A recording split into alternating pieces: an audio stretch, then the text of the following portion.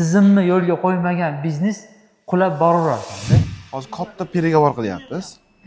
Juda ham katta kompaniyani bir qismini hozir chet el investorlar bilan gaplashyapman. $ga sotamiz.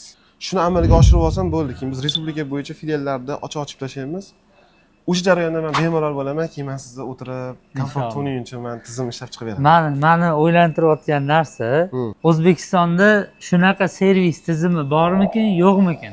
O'zbekistonda emas, umuman Rossiyada bor deb eshitganman, lekin ko'rmaganman ko'zim bilan.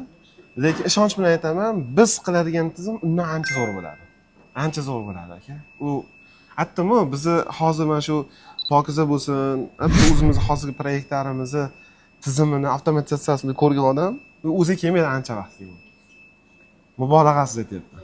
O'zi aslida bularning hammasi o'zimizni qadriyatlarimizda shakllanish kerak bo'lgan narsalar ekanda. Biz shu darajada haqiqatdan ilm jihatidan o'zimizni ustimizda ishlamaganligimiz yaqqol ko'rinib turibdi. Hozir avtomatlashmagan, zamon bilan hamnafas bo'lmagan bizneslar aniq borib o'lib boradi-da. Shunaqa.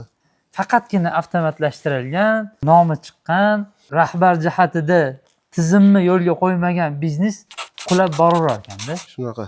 Oddiy misol uchun marketlarni olsangiz ham hisob kitobi noto'g'ri bo'lsa, katta minus. Yopiladi. Yopiladi. Keyin rejalar bo'lmas ekanda. Faqat operatsiyonga yashar ekanda biznesmen. Shunaqa.